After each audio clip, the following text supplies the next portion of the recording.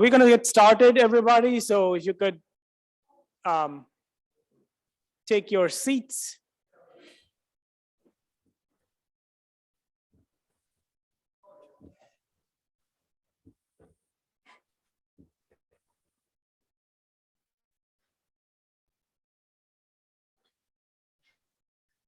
All right.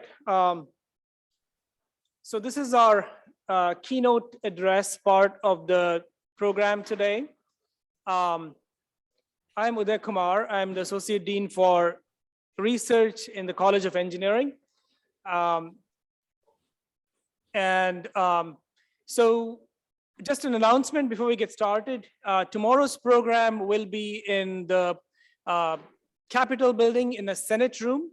So the change of venue for tomorrow. So let's get started. In the interest of time, so today's speaker is Saul Griffith, and we are very fortunate to have him speak to us today. Saul is the author, I just want to point out, of a very recent book called Electrify. Please get your copy at the nearest bookstore. The Prairie Lights has it, I believe. So really a fantastic and appropriate speaker for the theme of this conference, which is Decarb Iowa. I just want to introduce Saul briefly, and then I'll let him give his talk. So Saul is an engineer and inventor. He received his PhD at MIT at the junction between material science and information theory.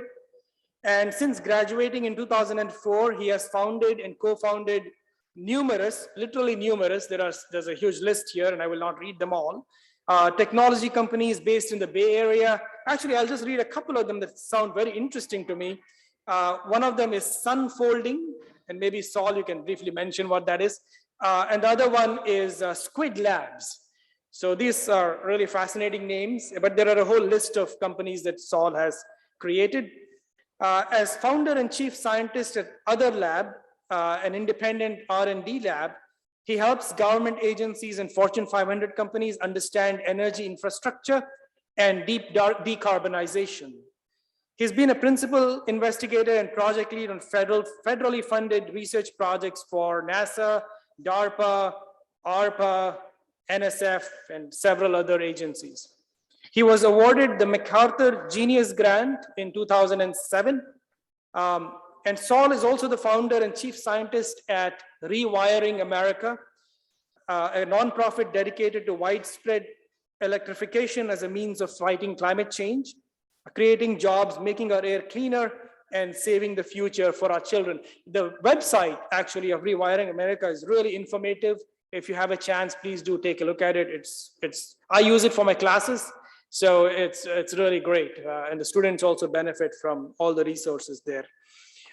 Again, he's the most recent highlight of Saul's many activities is this book, Electrify, an Optimist Playbook for our Clean Energy Future from MIT Press. Saul, it's indeed an incredible honor to have you here, and I'm sure we will enjoy a great talk. So thank you for being here, and welcome to Iowa. Thank you all. Thank you for the very kind introductions. As you can probably tell from my background, I'm not in Iowa. It's 7 a.m. and I'm dialing in from Australia. I will switch over to my talk now. But as I do it, I will describe my day job, which is running Otherlab and making new energy technologies. And then I had a hobby in energy data, which I actually turned into part of my day job in a program with ARPA-E, studying energy flows in the US economy. And so that hobby ended up becoming part of what I do, and in fact was the basis for starting Rewiring America. Oh, mild technical difficulty. I'm getting a screen sharing has failed to start symbol and message.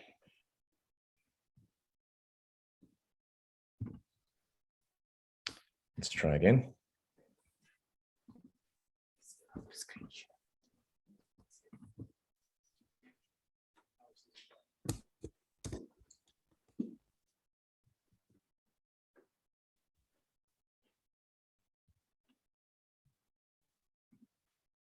Screen sharing is about to start. Please try again later. Okay. I think you can screen share, I'm told. Let's just check it though, 1 second.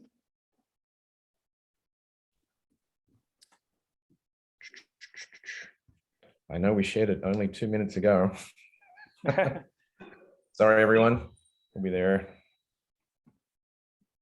Well, there's little hope of decarbonizing the world if we can get screen share working, huh? I think even after, we should look at this differently. Even after we have decarbonized the world, right? Presentation software will still be bad. All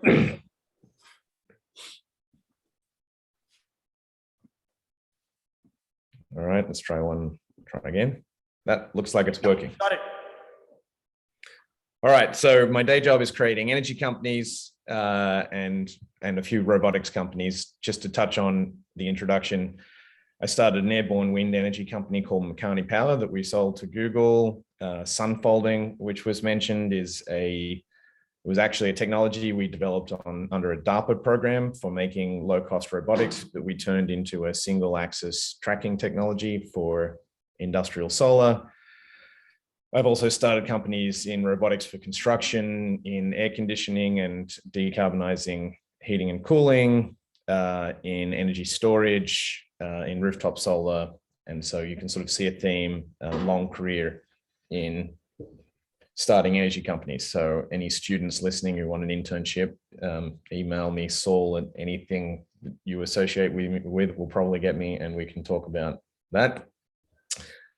The presentation I'm showing you today, a lot of it is actually drawn from a presentation given to the US Senate when they were first thinking about how to decarbonize the economy through Build Back Better. So I'm going to borrow from a few slides there, and I'm going to give you sort of interspersed a whole bunch of new thinking on that talk. So without spending any more time, let's talk about how we're going to rewire America and decarbonize.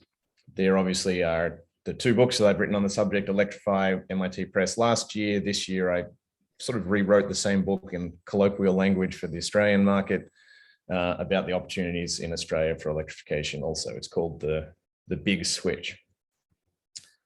Both of those books are the case for electrifying everything, which actually in a conversation with a journalist at The Atlantic recently described as an abundance agenda for America, which I'm going to now own as a term. I think we have been struggling for so long with environmentalism to think about, how do we get to 100%?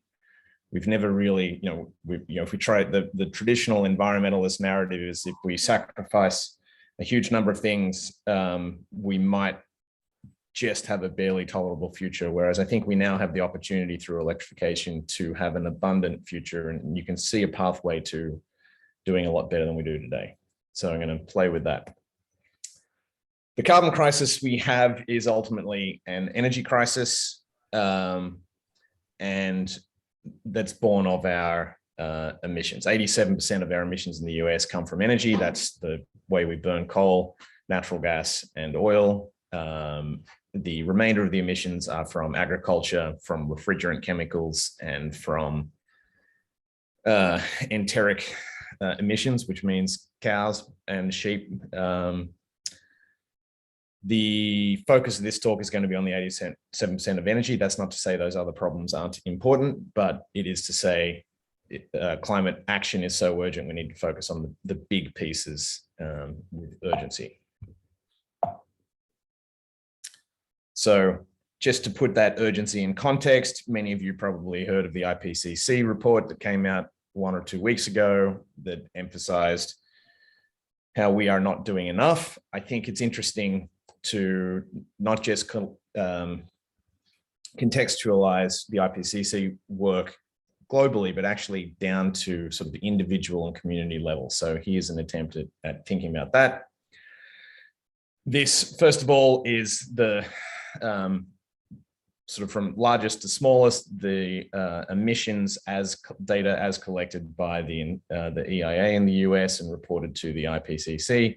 You can see that the majority of our emissions come from fossil fuel combustion. That's how we make electricity at the top. Sorry, that's how that's from oil. That's for our transportation in the top. You can see I've arranged this by the traditional sectors: transport, industry, residential, commercial, and by whether those emissions are tied to households or tied to the commercial sector in the bottom. But it's interesting to arrange this in terms of prioritizing what we do. And what do I mean by that? You'll find out as we translate emissions trajectories from the IPCC into everyday experience. So if you go into those IPCC reports and you look in the details, you'll see charts like this. This describes the emissions trajectory pathways we need to stay on for a 1.5 degree world. So pathways P1, P2, P3 have all quite steep declines in the near term, followed by smaller amounts of negative emissions after mid-century, where you see it crosses over this zero line. So we go from 40 gigatons per annum of CO2 emissions to zero, and then hopefully negative, and that's to have a limited amount of what they call overshoot. So, we might go to 1.6 degrees, but if we then draw down negative emissions after that, we can keep ourselves perhaps at 1.5. I caution you about negative emissions in general. A couple of cynical countries, including the US and Australia, lobbied hard to have a lot of negative emissions included in the IPCC methodology. We have perhaps oversubscribed to that as an accounting method to pretend we're hitting our emissions targets. Just to describe that, this P4, for example, this is minus 10 gigatons of carbon emissions. So they anticipate that by 2055 or so, we're doing 10 gigatons per year of CO2 negative emissions. To contextualize that, the entire fossil fuel industry globally currently pulls about 10 gigatons of fossil fuels out of the ground per year. So to imagine 10 to 20 gigatons of negative emissions is to imagine that in the next 30 years, we build an industry as large as all of the existing fossil fuel industries to bury as much or double that amount of stuff back in the ground every year. I think you have to discount those pathways as unrealistic. Even the National Academy of Science cautions us about being that rosy about negative emissions. So let's focus today on what it's going to be required to hit these P1, P2 pathways, which emphasize fast and early emissions reductions that are vital. And this is where the terms 50% emission reductions by 2030 come from, which was a delightful statement at the beginning of the Biden presidency, where on day one, they announced that that would be the goal, which was the first major country using a science-based target for their emissions goals. So if we think back to that chart that I showed you that sort of prioritized our big emissions down to our little, you can also think about what are the emissions we know how to do today, given the urgency of getting 50% reductions by 2030, and what things are harder that we don't quite yet know how to do. What we do know how to do already is end-use electrification. That is electrifying our cars, electrifying our heating systems, electrifying our small businesses, and even some of our industry, and deploying renewables and nuclear energy to compensate for that increase in electrification and to make sure that it's zero emission. If we do that very, very aggressively through 2040, and I'll describe that, that buys us enough time to finish the basically science projects that I hope many of you are embarking on as careers to decarbonize the harder to decarbonize sections: air travel, beef production, agriculture, and fertilizers, refrigerant, steel, aluminium or aluminum, and cement. And then ultimately we need negative emissions at scale after mid-century to get the climate outcome that our children deserve. So that's all big and abstract, but how does that relate to your everyday experience and the everyday experience of your community? And this actually relates very much to the mandate of why we started Rewiring America, which is to focus on what we can do immediately to transition. And the fact that these are the emissions that we know how to eliminate now, and we need to go quite fast. Really, we've got 20 years to decarbonize this component to stay on track. What is challenging about that timeline is the timeline of the machines in our lives. So water heaters, for example, last on average 10 years. Kitchen appliances like kitchen stoves and ranges last 12 years. Space heaters about 15 years, cars about 20 years. So what these curves are, these are basically 100% adoption rate curves. So if starting this year, every time a water heater is retired that ran on natural gas, it's replaced with an electric heat pump water heater, that gives you this curve for the emission reductions for our collective water heaters. Similarly with cars, if we only buy electric vehicles starting immediately, so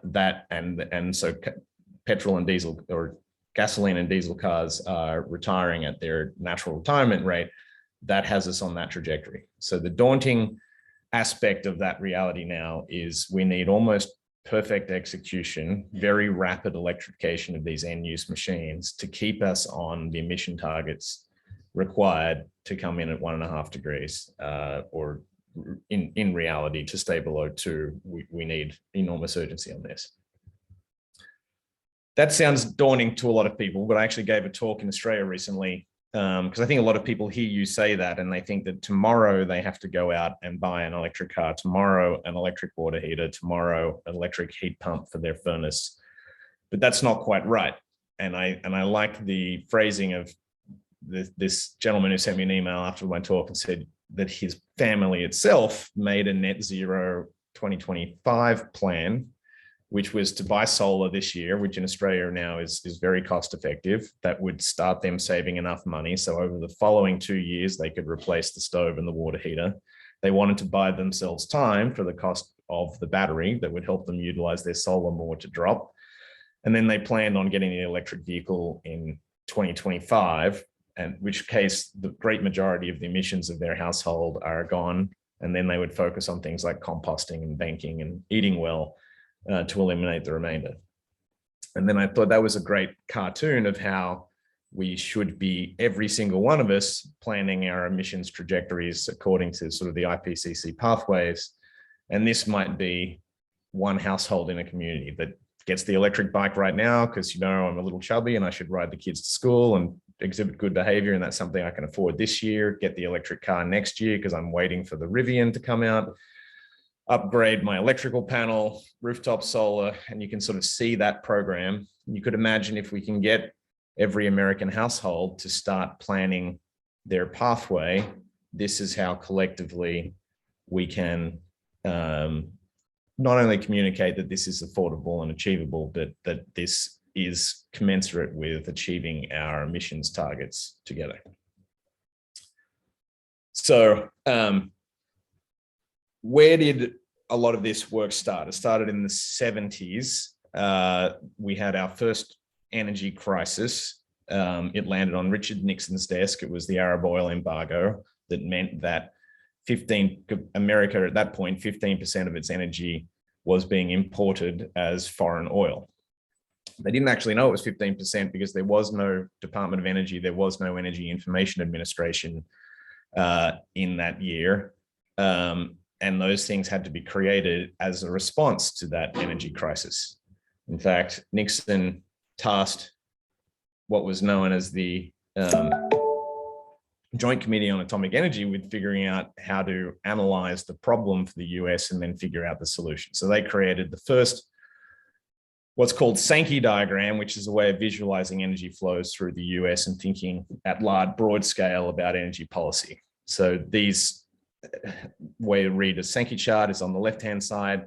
These are nuclear energy, gas, coal, oil, how these things flow into the various sectors in the economy. And at this point, they did, in fact, just draw big abstract buckets called sectors that we still use today. That is hampering our thinking a little bit, which we'll get to, but you'll recognize this because you'll hear a lot of conversations about the electricity sector, the residential sector, the industrial, the commercial, and the transportation sector. And they classified the energy use through all of the flows through those sectors into useful, big green tick, or wasteful, big red tick, or big red cross. So useful is the energy that actually moves your car.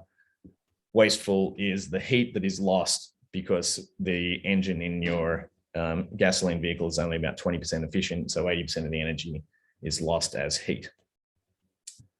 You can fast forward that same chart. This is the, oh, sorry, there's a lag in my slides.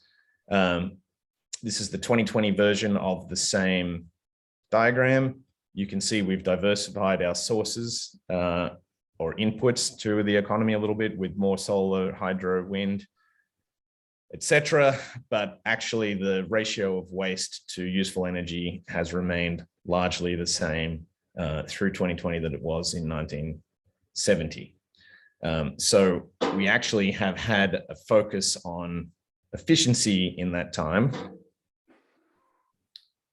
And that efficiency became policy. The idea being to solve the 1970s energy crisis, if we used 15% less oil in each car, and if we used 50% less gas or oil in each furnace heating homes, then we would lower American energy consumption by 15% and solve the foreign oil crisis. So quite literally, this work became engendered as efficiency as policy. Energy Star appliances, which I'm sure you're all familiar with, little badges on every appliance, and CAFE fuel standards, which dictated the fuel economy standards for the American automotive fleet. The problem with efficiency as policy, however, is that you can't efficiency your way to zero emissions. So there's sort of a couple of flaws in the way we think about energy built structurally into that 1970s thinking. That is, the sectors are a little bit arbitrary, and in fact, energy is more complicated and the sectors are highly coupled. And the other is that we can't efficiency our way to zero. So how might we update this in the 2020s to more accurately represent the challenge and focus our minds on the solutions? So 2020s thinking you might summarize as thinking about the demand side. So in the 1970s, we thought about the supply side problem of an oil shortage. But now we never really put into the picture the demand side machines, which really are the new energy infrastructure of our lives. 1970s thinking, infrastructure was dams and power plants and nuclear facilities and transmission lines. 2020s thinking is infrastructure is your homes, your cars, your small businesses. That's because 40% of our emissions emanate from decisions made around the kitchen table. So this is if you think about sectors, it is useful for some analysis, but it's also useful to think about political units and economic units and how they make their decisions. So sitting around your kitchen table, you decide what fuels your car, what heats your home, where your electricity comes from, and how your fuels are made.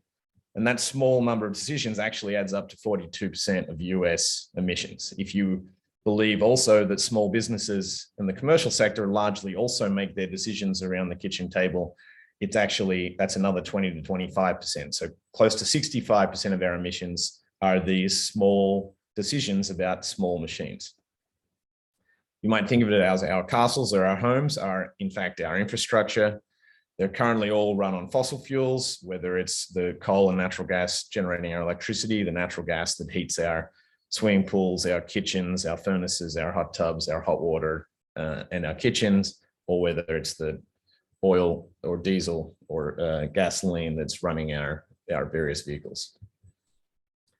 To truly achieve zero emissions requires electrifying all of the demand side machines and also supplying clean electricity. So if we think about the average household, the demand side machines are dominated in an energy sense by the 1.9 vehicles, which is the average number of vehicles in the average American household's driveway. We need to electrify both of those. The next largest load is the furnace, which I've represented as a heat pump, second up from the right there. The third largest load is the heating loads for the hot water systems. The fourth largest heating energy loads are the kitchen loads, very typically fed with natural gas. The rest of the appliances. you can see that I've also put on these demand side machines, solar cells and the load center or breaker box for the house, and a battery that are the other demand side machines that we need to install to make this work. And then of course we need to connect that house that can generate a lot of its energy, but we need to connect it to a grid that's powered by solar, wind, hydro, and probably some more nuclear than we're currently using. The amazing thing is this electrification is actually the efficiency we were always looking for. It will in fact cut energy use by more than half, even if we don't make cars smaller, even if we don't heat our homes less, which was a very 1970s prescription for that crisis. Not only will lower our energy bills by half, but it will improve our health and our quality of life and lower our energy bills. How is that true? So I could have drawn you fancy graphs, but I actually think the cartoons are a little easier to understand here. Currently today on the left, you feed your SUV gasoline. Close to 80% of that is lost as waste heat. That's why your engine block gets hot. You can make those cars slightly more efficient. That's that central bar. That has been the strategy for the last 50 years. Or you can go to the all-electric F-150 Lightning on the right there, where that's an 80 to 85% efficient vehicle if it's running off renewables, and it uses less than 1/3 of the energy of the per mile traveled of the, or kilometer traveled of the gasoline version.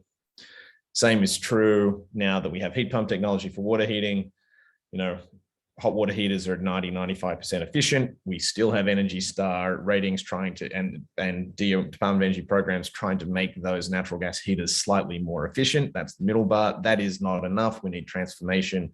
We now have that technology. Heat pump water heaters use less than 1/3 of the energy of gas in nearly every climate zone in the US at this point. Same is true for space heat.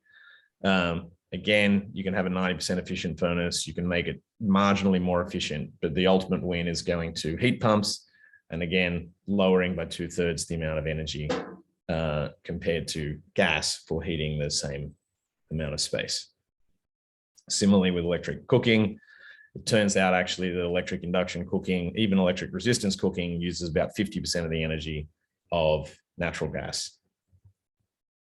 The largest efficiency win of all is in the grid. The way we generate electricity today with natural gas or coal over on the left generates a huge amount of waste heat. In fact, the average efficiency of the American electricity generating fleet is about 38%, which means that 62% of the energy of the coal and natural gas is lost as waste heat up the smokestack. We still have efficiency mandates and programs for and goals for that fossil generation, but really we just need to get in the mindset of skipping that completely and going to clean electrification. Obviously with wind, solar, hydroelectricity, there is no waste or not any substantial waste heat generated. And once again, you generate the same amount of electricity without wasting 2/3 of the energy. The amazing thing about that, if you add it all up, is we can in fact have the American dream at half of the energy and none of the emissions through the very simple mantra of electrifying everything and providing that with renewables and nuclear powered electricity.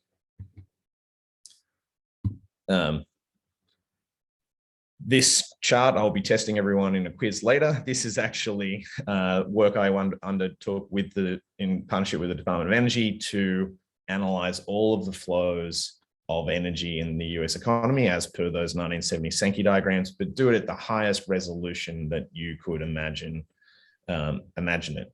And I've broken these down into the sectors. You can see blue there is the industrial sector, red is residential, purple is transportation. You can actually get incredible detail. You're just looking at the spaghetti diagram. I'll make the slides available after the talk, or you can get this at Rewiring America. But this will actually show you that, for example, close to 1% of US energy flow is using natural gas to pump natural gas through a few million miles of pipeline. Close to 3% of US energy flow is using oil to turn oil into gasoline and diesel in industrial facilities. That doesn't actually count in the transportation sector. So that use of oil for transportation actually counts in the industrial sector. That's again part of the problem of thinking with the traditional sector analysis. This will even show you that 0.6% of US energy flow is used to drive school children to school. So it gives you enormous insight. And really, to give you those anecdotes is just to say, once I went through the exercise of mapping all of those energy flows, it really makes you think about the machines underneath our energy economy.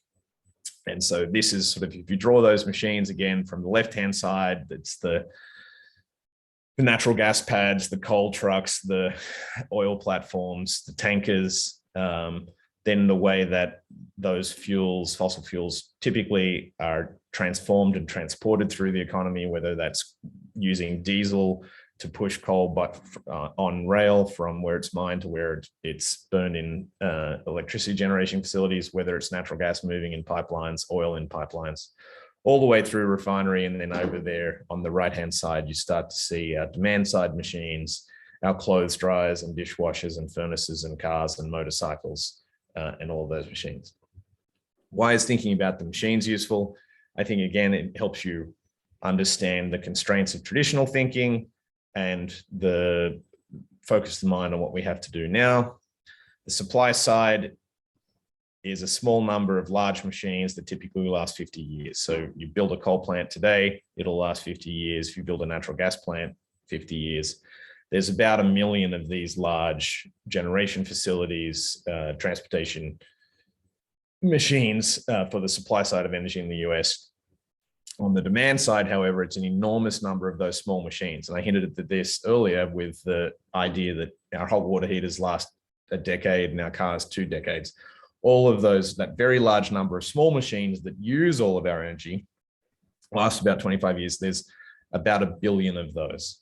So whereas climate policy historically lived over on the left side with large corporations, large machines, and their large lobby groups, the huge opportunity in reorienting the American energy economy to a clean energy economy to hit our climate targets is that real Americans, the decisions that determine the quality of their lives, the cost of their energy, and the majority of their emissions live over there on the demand side in those demand side machines. Once again, just to emphasize, households, if you redrew that original 1970 Sankey and you put the household where it is in that little yellow square here, you can see how it is actually coupled to the electricity sector, to the transportation sector, et cetera, by the decisions that are made. Let's be very, very clear about the challenge in America. There's 98 million space heaters out there still burning fuel oil or natural gas. There's 117 million water heaters out there that are burning natural gas or are low efficiency resistance electric. There's 220 million household vehicles still out there burning diesel and gasoline. 95 million stoves, ranges, ovens, grills, cooktops that are still burning natural gas. 20 million clothes dryers still burning natural gas. We need to replace all of those in the next 2 decades. That means we need new household infrastructure, which is at least 30 million rooftop solar installations, probably as many as 90 million, at least 30 million household batteries, 100 million breaker boxes, 220 million vehicle chargers. It's another 405 million enabling machines. If you add all of those up, we need to build 1 billion, install, and deploy in the US 1 billion demand side machines in the next 25 years. 500,000 homes need to be cleanly electrified every month to stay on this target, or roughly there's 1 billion seconds in those 25 years. 1 machine a second needs to be produced and installed. But while that sounds daunting, remember that we are going to replace those billion machines anyway. We just need to make sure that we're replacing them with the clean electric option, not the fossil fuel option. That actually can be modeled out. It will create tens of millions of jobs in the US economy, a big spike early on for the ramp up in production, but it will actually provide net positive jobs of close to 10 million jobs over the existing energy economy by 2040 if we really take this on. That's because there's a lot of labor in installing all of those machines compared to the traditional energy sector jobs, which are just the small number of supply side jobs that are mining coal and drilling for oil. You can already, even at today's prices, we can see that 103 million households in America would be saving $40 billion a year through electrification of their heat. Half of those are low and moderate income households, and they'd be saving $20 billion a year. So this already is starting to work economically for the majority of Americans. So why the focus on the household? Why now? Well, the urgency that I presented earlier. But in some respects, the other crisis in America is the cost of living crisis, exacerbated by inflation. And this is to talk about the cost of energy for a real American household. So on the right there, that chart, again, you can sort of read that from left to right. The average American household spends $61,000 a year on everything after they've paid taxes and put a little away for savings. Of that $61,000 in spending, close to $2,000 a year is spent on gasoline, which is more than that household spends on fresh fruit and vegetables and meat. $1,500 a year on electricity, which is more than the average household spends on education, and $500 or $600 a year on heating fuels like natural gas, which is more than that household spends on dentistry. And these are pre-Putin energy crisis values, so that's probably increased by 20 to 40% this year. If you think about that in terms of household income, the highest income 10% of households, it's fairly negligible, 2 or 3%. But once you get to the sort of the lower 50% of households on the economic spectrum, it's more than 8% of household income. And for the bottom third of households, it's more than 10%. And this is where energy scarcity and energy poverty is a very real thing because of the way we do it today with fossil fuels. So the extraordinary thing about electrification and addressing climate change at the speed and pace that we need to do it is that literally just by doing it, we lower the cost of everything. And what do I mean by this? This is the learning by doing curve of solar over time. This is known as Swanson's law. In solar, it was originally known as Wright's law, and it governed the lowering cost of air travel. Then it was known as Ford's law, governing the dropping price every time they doubled the production of the Ford Model T. Many of you will know it as Moore's law, which every time we doubled the production of computer chips, we increased their performance and lowered their price. What's happening in this learning by doing is that every time you double production, you learn at a certain rate. For solar, we're learning at about 22%. So every time we double production of solar, it gets 22% cheaper. You can actually model those for the 4 critical components of this energy transition. Solar is on a learning curve of 22%, wind 14%, batteries 20%, EVs 21%. And I eliminated the log here just to emphasize this point. But if we take the 2020 scale production rate as 1x, we need roughly 10 to 16 times the production rate of all of these things if we are to be powering the whole world renewably and electrically. And so quite literally, just the process of getting us to scale is going to halve or more than halve the cost of all of the critical technologies required to get the job done. It's not just technology that matters, it's also the regulatory environment for our technology. So here on the left-hand axis, you can see the cost of electricity in the US in cents per kilowatt hour for a whole bunch of states. And it spans sort of 8 cents a kilowatt hour in Washington that has a huge amount of installed hydroelectric capacity to close to 30 cents a kilowatt hour in Hawaii, where they have to use a lot of even diesel to generate electricity. What I've put over here on the bottom axis is the interest rate, and these lines are sort of ISO lines of the installed cost of solar. $3.20 per watt was the installed cost of solar in the US in 2020 on average for putting it on somebody's roof. And you can take the interest rate and that cost, and you can see that in a bunch of states, it's cheaper if you've got a good interest rate than the grid, but not hugely cheaper. I'm dialing in from Australia today, where the cost is between 80 cents and $1.20 per watt, these two bottom lines. Same, or in fact, higher wage prices in Australia than in the US for those installers, but they're doing a great job deploying it.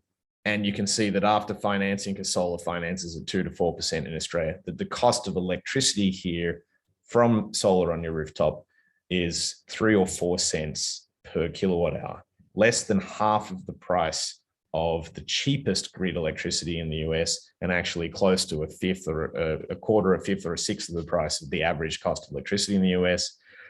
So we have existence proof that this rooftop solar is the cheapest delivered electricity that the developed world has ever seen. If you took an energy model of the existing American household, and then you could project upon that rooftop solar at $1 a watt, providing half of the energy for that household.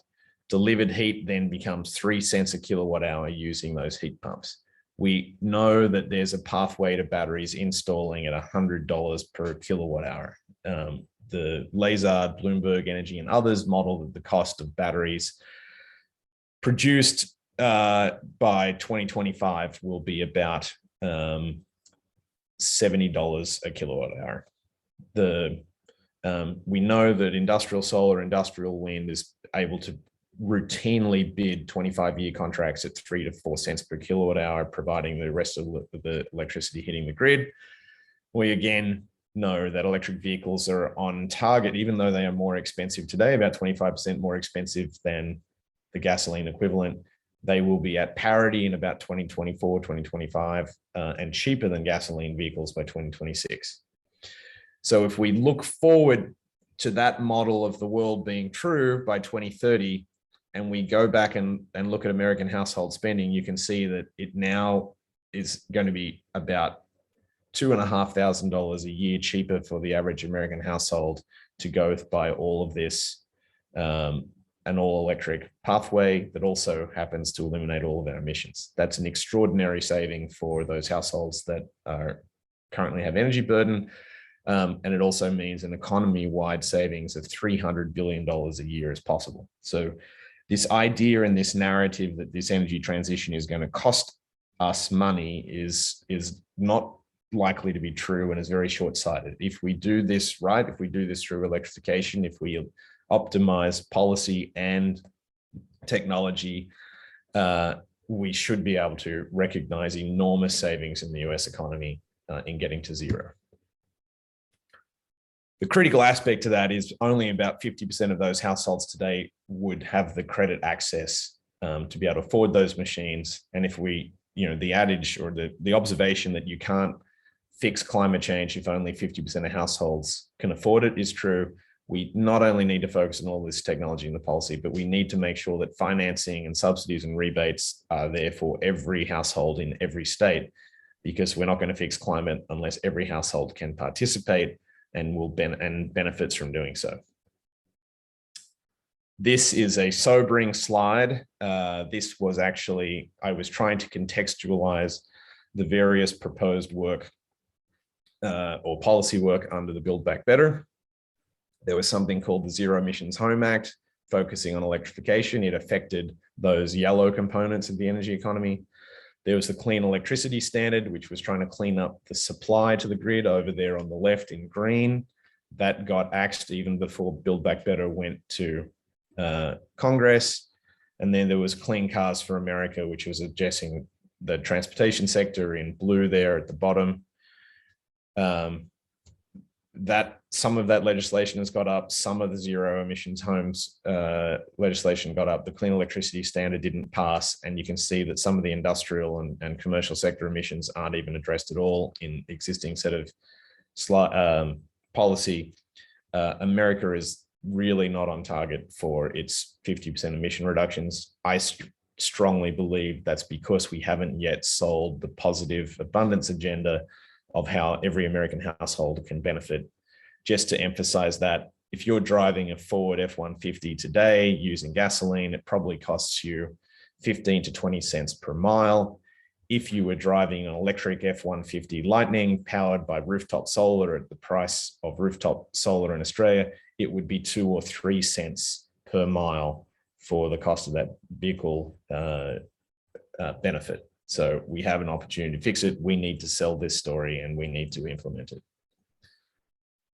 I'm going to finish here. Electrification, I hope you come to see is the unifying climate solution for the vast majority of our emissions. It ties all of the sectors together in new and interesting ways that makes you need to rethink how you think about energy.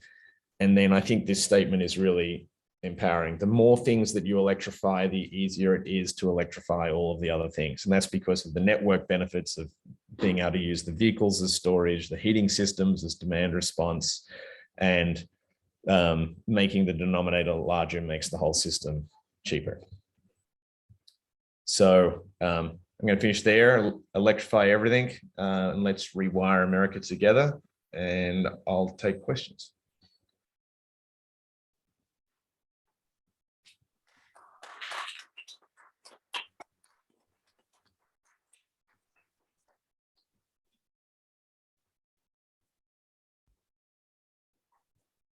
All right. There are a couple of questions already in the Q&A box here. Somebody's trying to move it away from me. I can't see it. Okay. So Saul, can I ask you the questions? I'll read them out to you and you can then reply. Is that good? Good. Absolutely. I might even be able to pull up slides depending upon what the questions are. Excellent. So here's the first one. The question is 3,500 megawatts of solar at 7 acres per megawatt is 24,500 acres. Please compare this to the total number of Iowa agricultural acres. What is the total number of Iowa agricultural acres? Anybody know? All right. I don't, I have a slide that I will show. Okay. I don't know. I'm not from Iowa, so I don't know your agricultural acres. Okay, I guess this is broadly a question of the energy density of solar and what it will do to land area, I guess. I think it's a very pertinent question. So let me struggle through sharing my screen again.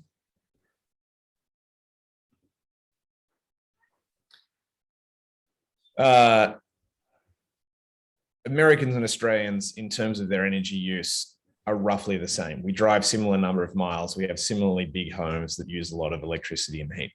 The average American household today uses 10,000 watts of constant power. If all electrified as per those efficiency wins I showed you, it's about 4,000 watts for an American lifestyle. This chart's a little bit complicated, but let me explain. You can see over here the 7 largest countries by land area. So land area is the size of the square. The 7 biggest are China, the US, Brazil, Russia, Canada, and Australia. I have population density in people per square mile or square kilometer on the left axis. And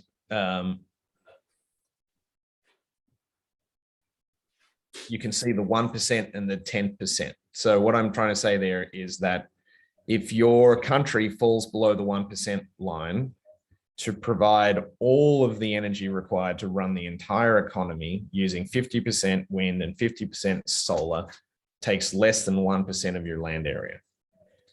You can see for the US, it's going to require 1.5%, 2% of the land area.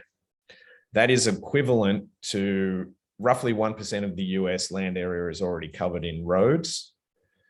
Roughly 0.5% is covered in suburbs and another 0.5% in parking lots and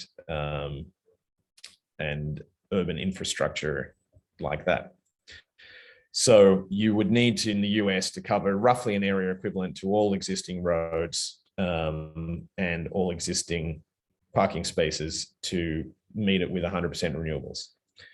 I don't think America will, I actually drew these 1% and 10% lines. I think below 1%, a country can easily do it, largely leveraging existing rooftop spaces and existing infrastructure and getting more solar on top. Between 1 and 10%, you might need to augment this with a little bit of nuclear. In fact, America is already producing about 20% of its electricity with nuclear. It could increase that, not enormously, because you actually run into limits of how much cooling you can do, which is a limit of the amount of water you can run through those plants to cool the reactor. Nevertheless, America could do this all renewably with a reasonable amount of land. Iowa I suspect because your population density is low, you look more like Australia than the US on average. So it would actually be a small amount of your area. But this is really the chart that emphasizes that if you're China or India, you're not going to give up 10% of your land area to renewables. So either you have to compromise lifestyle and live something less than the average American or Australian lifestyle, or you need to have nuclear energy really as a focus of your energy mix. So I think for Iowa, you're fine. You're almost certainly going to look more like you would fall as a state somewhere probably below Australia. So you're in good shape and could do it all renewably. You have great wind resources, good solar. But hopefully this answers that question in a big global sense for everyone. Thank you, Saul. Okay, the next question is, how can we prepare for and insulate against the inevitable supply chain shocks of trying to ramp up the energy transition so aggressively?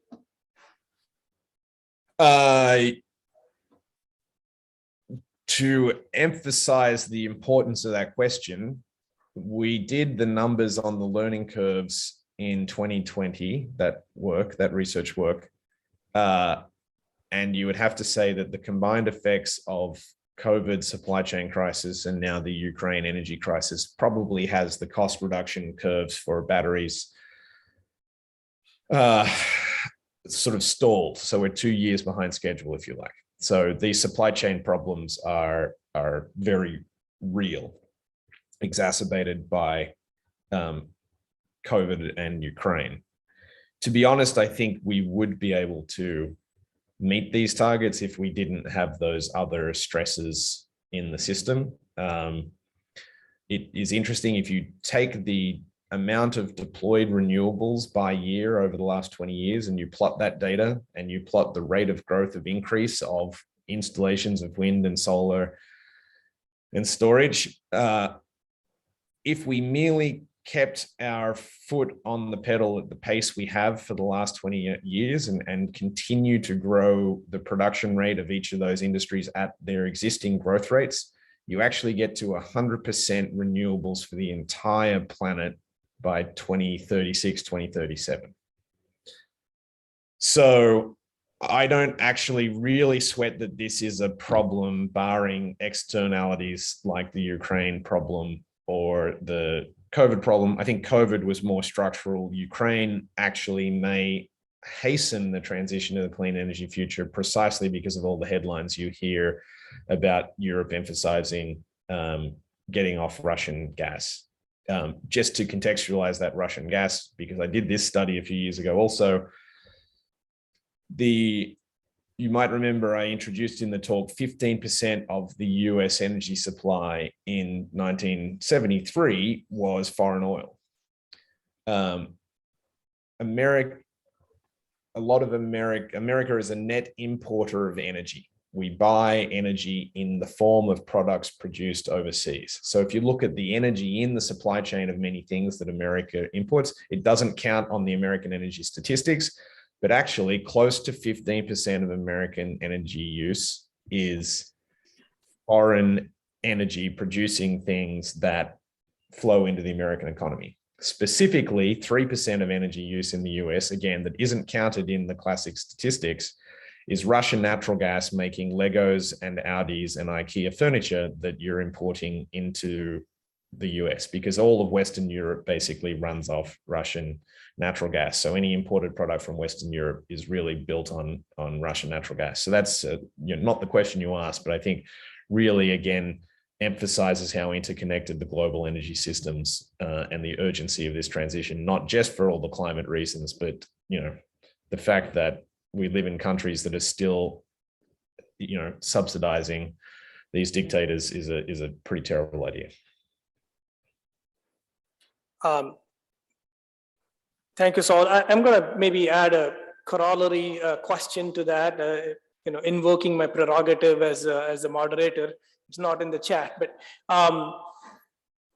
what about rare earths, for example? These highly sensitive, geopolitically constrained materials that are imperative for this transition. For example, neodymium, or even something as benign as nickel, for example, that should go in batteries, or copper for that matter, that goes into wind turbines. Clearly these materials are in sensitive regions of the world. So how do you project those geopolitical issues playing into the energy transition? I've been thinking a lot about this year. And in fact, this topic will be the topic of my next book, which is material flows in the global energy economy, including these critical elements. In Australia, this question is very pertinent because our current Australia exports 4% of the world's fossil fuels. So we are a prolific supplier of liquid natural gas and liquefied natural gas and coal to the world. And the political conundrum in Australia is, when we go to a renewable world, what replaces those exports? Because of this changes in the renewable side, Australia is actually now able to see that we, in fact, are the first, second, third, or fourth largest provider of note of all of the critical elements for this transition, which include iron, because you need a lot of iron for the wind turbines, for the racking, for the solar. You need aluminium for these things. You need copper, nickel, tin, cobalt, lithium, uranium. Australia is producer of 25% of the world's uranium, about as large a producer as Russia is.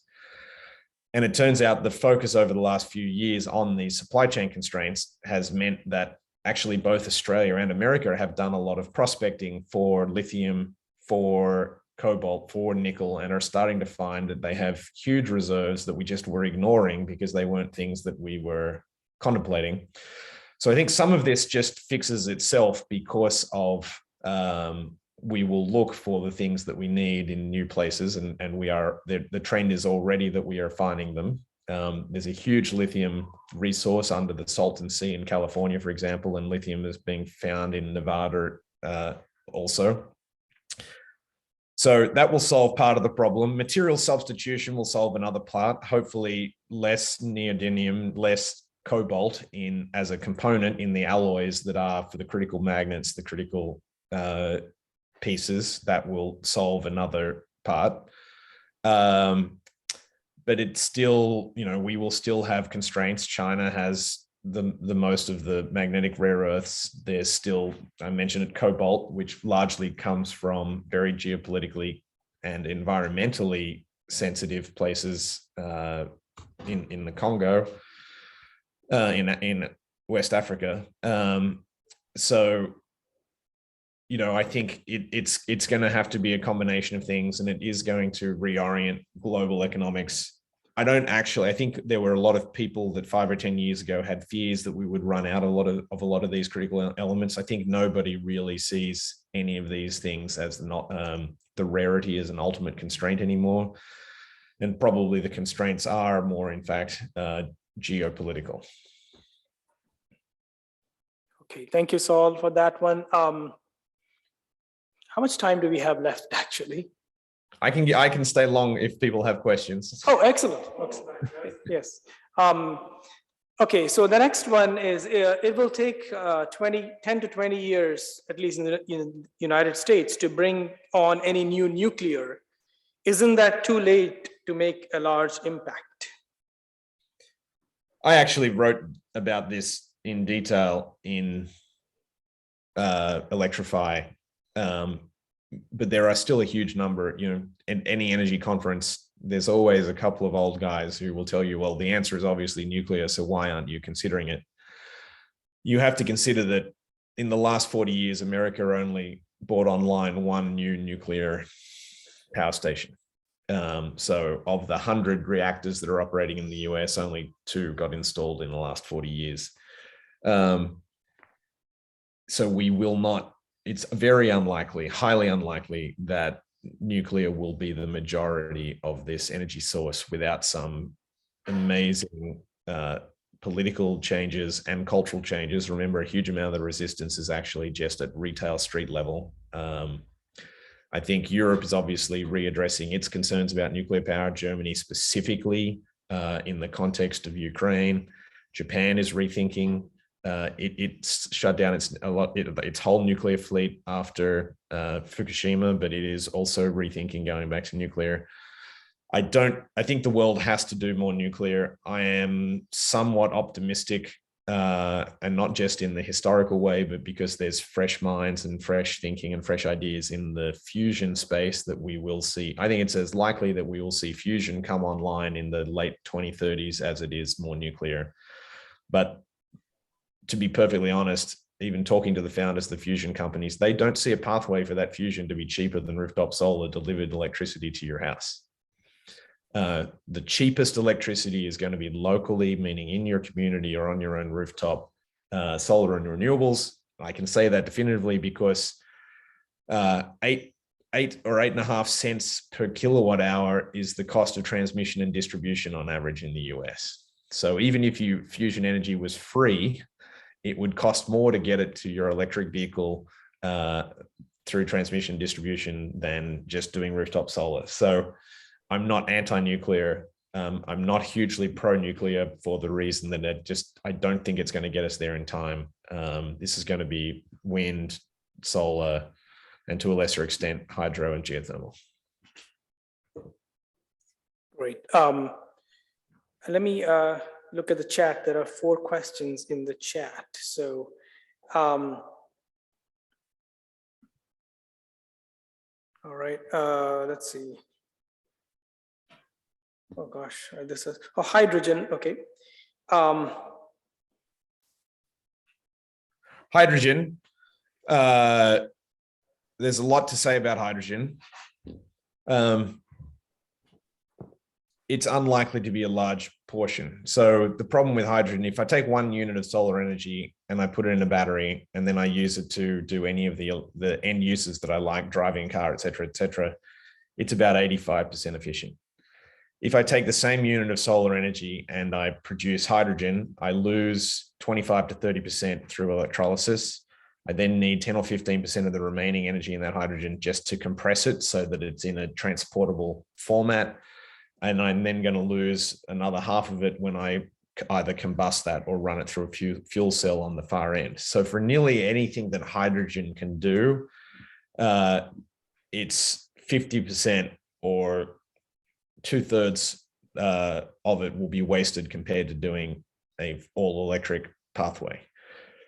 So inherently, it's double the cost just because you have double the renewable input before you even consider the capital cost of the tanks that are required, the capital cost of the compressor, the capital cost of all the things. So it's highly unlikely that hydrogen is going to be anything, it's going to be 3 or 4 or 5 times more expensive for any end use activity. So what are the things that we must use hydrogen for? And one is for ammonia. So about 1% of global energy supply is for ammonia for fertilizer, largely. Through the Haber-Bosch process, we will be using hydrogen for that for sure.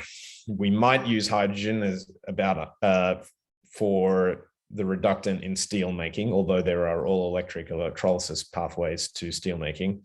But even that would only be 0.5 or 1% of global energy supply. So I think the baseline for hydrogen is 1 or 2% of global energy supply. If you, in a convoluted way, think about it for a little bit of freight transport this, a little bit of chemical industry or industrial heat that, it might get to 5 or 10%, but it is absolutely never, ever, ever going to be the International Energy Agency's projected 50% by 2050. This is pathetic modeling that is distorted by the fact that the International Energy Agency ultimately was actually started as a coalition of fossil producing states, and they are still very pro-gas. And hydrogen is really, as a strategy, a product of the lobbying of the natural gas industry, because currently they make all of the world's hydrogen and they think that they naturally get to own that. It's not going to happen at that scale. And we need to be very, very clear about that, because the misallocation of resources at this point in history could be fatal to our climate ambitions,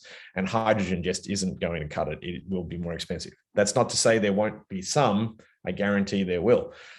Almost certainly we will also produce an oversupply of energy in the summer compared to the winter, because of the amount of solar mix in our energy supply, and we use less heat in the summer, so there'll be a summer excess. almost certainly we will use some of that summer excess to create hydrogen to use for other things. So, there'll be some, and it'll be used a little bit as a battery and a little bit for industrial processes, but we should discount it. The other question I see is about storage capacity. I think what people underappreciate is that the largest batteries in the future connected to the grid will be our collective vehicle fleet and will be our collective household heating systems. You can load shift with the household heating systems through thermal inertia or even thermal storage. That our collective hot water heaters and furnaces are probably good for a day or two's worth of battery for the entire US energy system. The Rivian now comes with a 130 kilowatt hour battery and a 180 kilowatt hour battery as an option. A lot of these electric pickup trucks are going to have similarly sized batteries. If we have 50 to 150 kilowatt hour batteries in all of those 220 million vehicles connected to the grid, they will represent 5 to 10 days of storage alone for the US economy. So a huge amount of the storage will also be done in our vehicle systems. I'm not sweating the storage problem as much as some people. I think we also underappreciate the incremental cost of oversupply. So given that we can do delivered electricity at 6 cents a kilowatt hour with rooftop solar, we can do industrial wind and solar at 3 or 4 cents a kilowatt hour. You would only need about 25% oversupply of wind and solar, meaning we design the energy system for the winter minimum. We don't design it for the summer maximum.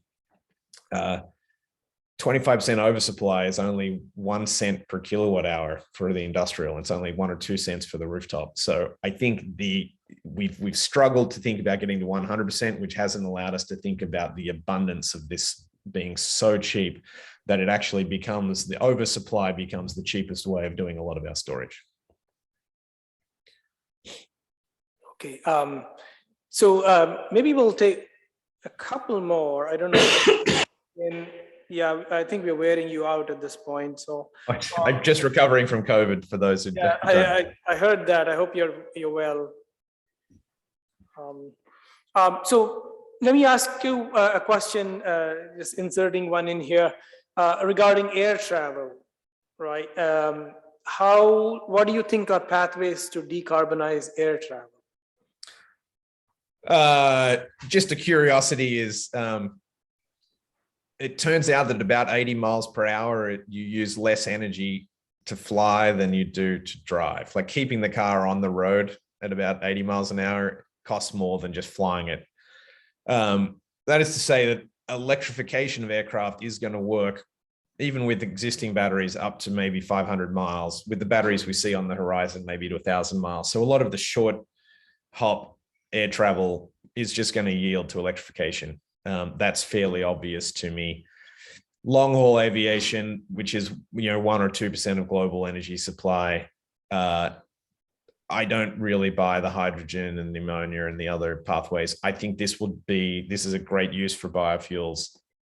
The Department of Energy does a great study called the billion-ton study that looks at all waste biofuels in the US economy. If you merely took our food waste, our sewage, our agricultural and forestry waste, and you processed all of that into a biofuel, that looks like it could supply 10% of US energy supply. You should think about that as a spectacular way to do some of our freight transport, all of our air transport, and even as a winter, again, there's a storage fuel potentially. So we haven't really cracked the conversion of biofuels easily into diesel or aviation fuels yet. That is a problem that will yield to technology and application, I'm highly confident. And I think it really does solve a lot of these difficult to decarbonize sectors of the economy, including aviation. So let me maybe ask you a more overarching question. Perhaps you can reflect on this. I gather from your book as well as your talk that like most of us engineers, we think that we know that we can solve this problem. right, of beating climate change, if it were up to us and not the policymakers and the geopolitics and all the other stuff that intersects with technology. But in your view, are we going to get to, I don't know about 1.5, I'm not terribly optimistic, but are we going to stave off 2 degrees centigrade? And how much money would you be willing to bet on it? Oh, so many questions and ideas. I rejected the, you as a writer of a book, you don't get to choose the title. That's the publisher's job. And the publisher insisted on putting Optimist on the cover of the book. And I said, if you've read my book and you come out thinking I'm an optimist, you didn't quite read it correctly. I was just trying to pragmatically say, this is what is possible technically. Here are the political and the financial barriers. Again, I'm going to, I think this is a beautiful question, but it's a complicated answer. I don't think we will stop it at 1.5, even though we could. I'm not hugely confident that we'll keep it below 2. I think the reason we likely won't keep it below 2 is because there are still countries like Venezuela, Brazil, Russia, Saudi Arabia, UAE out there, and I don't see any of the political transformations required in those countries to do their portion of the challenge.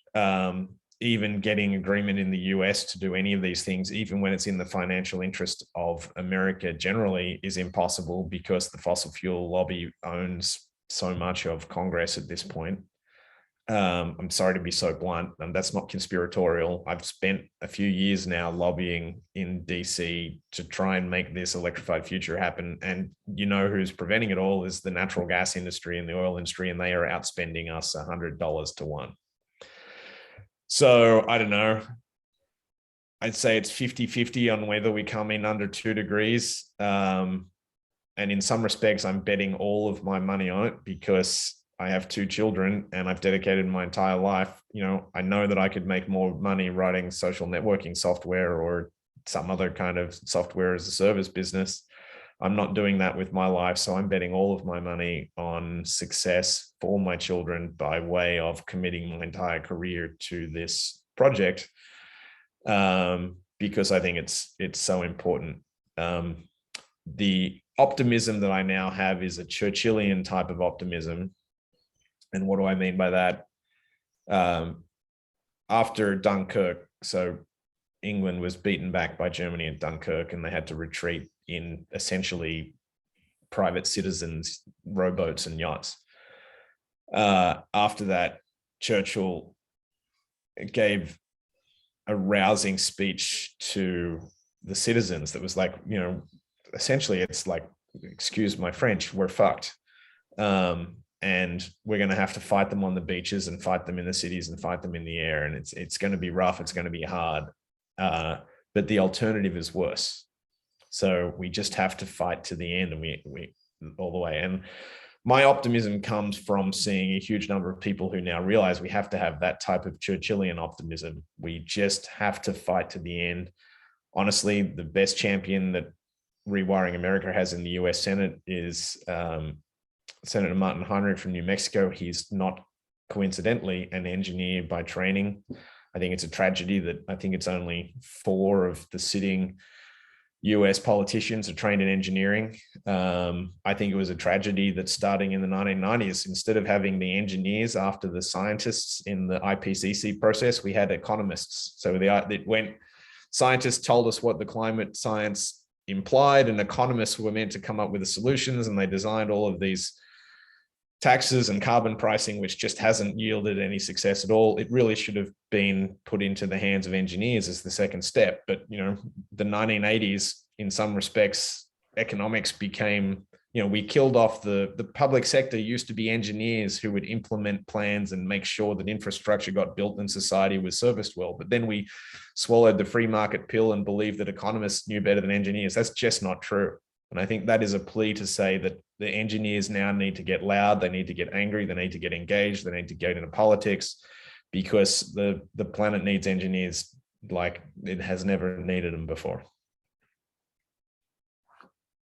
On that note, I think this is an appropriate place for us to to pause here. Saul, it's been an honor to have you, and we have really absorbed your wisdom here in Iowa, and we hope you will come and visit us someday in person. I hope we can have that privilege at some point. I was there a couple of years ago. There's been a bit of travel problem recently. I would love to get back there soon. I'm living in Australia right now, but I will be returning to the US, and I would love to visit. I love that part of the US. Thank you, Saul. We really appreciate you taking all this time and energy, and I know you're recovering. We wish you the best, and please continue to fight the fight. The Churchillian fight that you're fighting, and we will do so as well. So, thank you so much for your time and energy, and for all you do. Terrific. Thank you all.